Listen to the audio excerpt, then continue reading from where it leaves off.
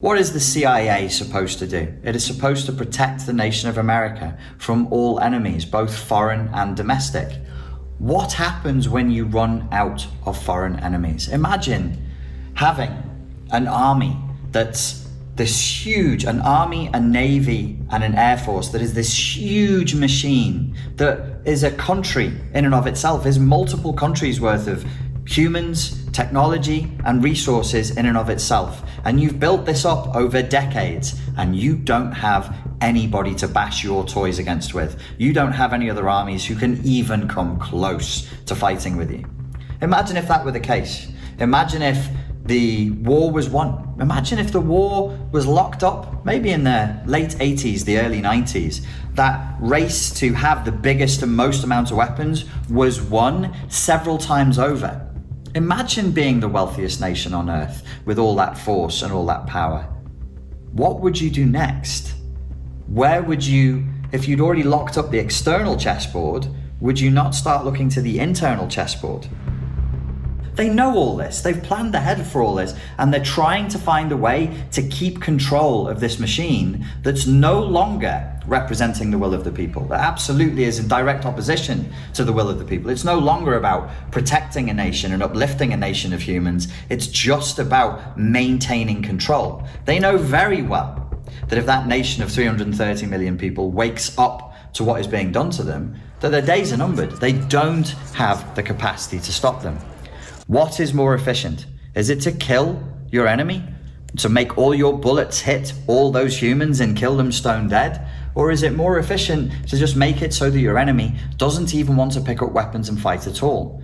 The communists, I believe, were first and foremost, they were trailblazers in the propaganda game. They really knew what they were doing. Cracked the code for propaganda and for Psyops years ago. And since then, government agencies in America that are supposed to protect America have taken those tools and those tactics and said, we have no external enemy really who represents a real threat. I don't believe there's an external enemy that represents a real threat. I believe the chessboard has been locked up for a long time. So what are we going to do with these tactics? Well, who do we need to worry about? We've got to worry about our own people. We've got to keep them under control. So those tactics, the psyops and the propaganda, is now being leveraged against the American people. I'm using shorthand here because, as Rammstein famously sang, we're all living in America. This is true for Canada. This is true for the United Kingdom. This is true for Australia. This is true for New Zealand. If you're in a first world, wealthy, English-speaking country, this is true for you. And even if you're not, the culture is so homogenized, it kind of affects everybody now. And what I think has happened is that things have reversed. They've turned around and they've gone, okay, here's the problem. We now need to propagandize these people. We need to brainwash these people because they speak one language.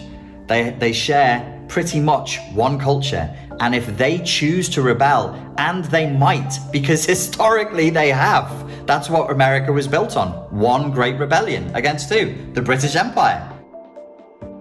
The idea of equality of outcome, to me, is fundamentally non-American in principle. Where's the rugged individualism and entrepreneurialism of saying, hey, everybody should be flat and equal. Let's flatten society and just force everybody to be equal. That's a total perversion. But that seems to be the agenda that we're moving towards today. That's why they've put this communist-style propaganda in place. They know that it's un-American. They know that it's against the basic principles upon which that nation was founded. And they're force-feeding crap from the other side, from the completely opposite thesis, back into the system. What effect does that have? Humiliation. Shame. Shame. Who now will stand up and say that they're proud of their nation? Whether you're British or American, Canadian, Australian, it's very hard to feel genuine pride for your nation in these times because we're not doing anything that deserves that level of pride. We know that we're not the bad guys, but we're not really the good guys either. That, I believe, is the purpose of the communist-style propaganda that we face today. Reduce a sense of pride, induce shame, humiliation, and ultimately submission. It's a war against your consciousness.